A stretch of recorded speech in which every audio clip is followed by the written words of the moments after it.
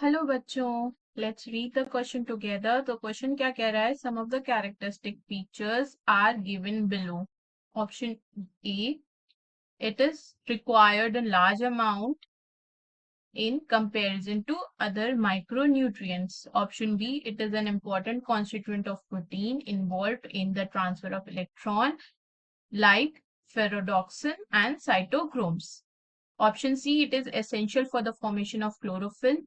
Or option D, it activates catalase. Now, identify the elements. Option A, sulfur, iron, magnesium और copper. तो यहाँ पे हमको कुछ कैरेक्टरिस्टिक फीचर्स दिए हैं और दिए गए इन ऑप्शंस में से हमको एक ऑप्शन चूज करना है जो सही फिट हो रहा है इन कैरेक्टरिस्टिक्स में। तो सबसे पहले हम की कॉन्सेप्ट समझते हैं। इस क्वेश्चन का जो की कॉन्सेप्ट है वो है मिनरल न्यूट्रिएंट्स इन प्लांट्स। तो जैसे ह्यूमंस को न्यूट्रिएंट्स की जरूरत होती है जिंदा रहने के लिए, तो प्लांट्स को भी मिनरल न्यूट्रिएंट्स की जरूरत पड़ती है। ये मिनरल न्यूट्रिएंट्स दो टाइप्स के होते हैं। एक होता है मैक्रोन्यूट्रिएंट और दूसरा होता है माइक्रोन्यूट्रिएंट्स, या इनको हम ट्रेस एलिमेंट्स भी कहते हैं, जो कि बहुत ही कम अमाउंट में इनकी जरूरत पड़ती है प्लांट्स को। माइक्रोन्यूट्रिएंट्स मैक्रोन्यूट्रिएंट्स में आता है nitrogen, phosphorus, potassium, calcium, magnesium and sulphur. Micronutrients में आते हैं iron, manganese, zinc, copper, boron and molybdenum. So जो आयरन है, it is required for chlorophyll synthesis. Iron जो है क्लोरोफिल सिंथेसिस के लिए जरूरी होता है। और और ये रिक्वायर्ड होता है as a component of cytochrome in electron transport chain and component of cytochrome for electron transport chain। Manganese जो है ये इन्वॉल्व होती है स्प्लिटिंग ऑफ वाटर में, वाटर को स्प्लिट करने में हेल्प करता है in photosystem two during photosynthesis. Zinc जो है रोल प्ले करता है in the activation of enzyme such as catalase. और ये आयरन भी ये रोल प्ले करता है in the activation of enzyme catalase. Copper जो है, कॉपर नेसेसरी होता है फॉर फोटोसिंथेसिस एंड रेस्पिरेशन।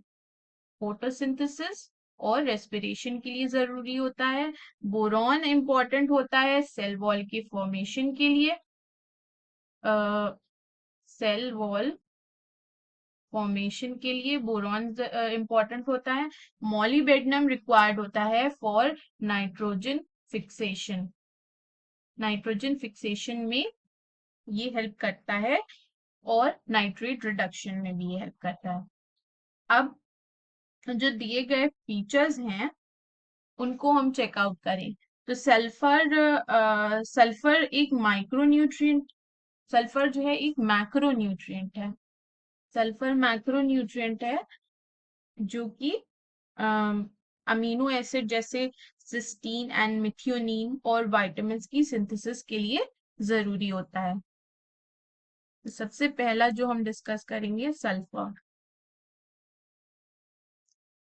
ये एक मैक्रोन्यूट्रिएंट है एंड इट इज रिक्वायर्ड, ये जो है अमीनो एसिड्स जैसे कि अमीनो एसिड्स जैसे कि सिस्टीन और मिथियोनीन मिथियोनीन और कुछ एंड vitamins की सिंथेसिस के लिए जरूरी होता है। फिर दूसरा ऑप्शन है आयरन। आयरन और Fe। तो आयरन एक बहुत ही इंपॉर्टेंट माइक्रोन्यूट्रिएंट होता है। ये माइक्रोन्यूट्रिएंट है या ट्रेस एलिमेंट भी कह सकते हैं इसको। ये प्लांट्स के लिए बहुत इंपॉर्टेंट होता है और ये बाकी माइक्रोन्यूट्रिएंट्स के कंपैरिजन में लार्ज अमाउंट में प्रेजेंट होता है।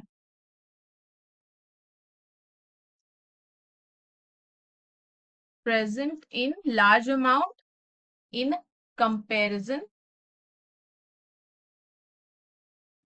to other micronutrients।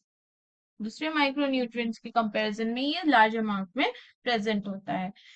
और आयरन इलेक्ट्रॉन ट्रांसपोर्ट प्रोटीन्स जैसे फेरोडॉक्सिन और साइटोक्रोम्स का एक वाइटल कंपोनेंट है।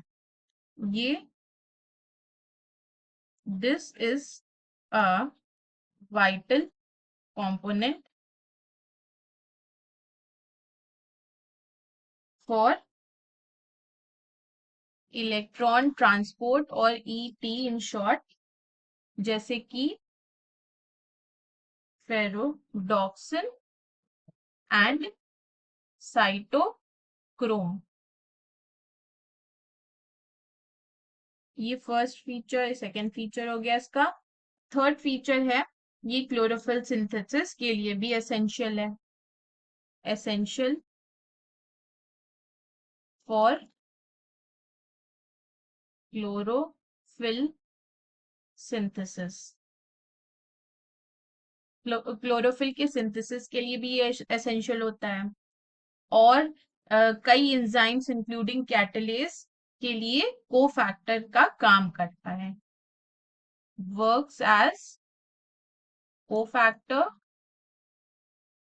For certain enzymes such as catalase। Third option था मैग्नीशियम। थर्ड ऑप्शन है मैग्नीशियम। सो मैग्नीशियम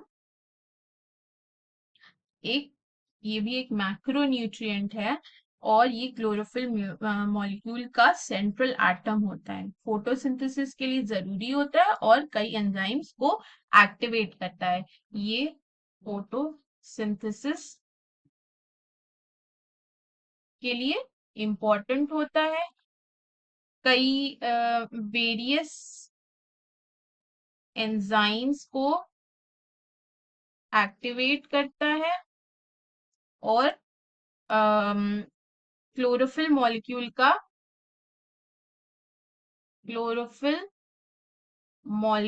का सेंट्रल एटम होता है।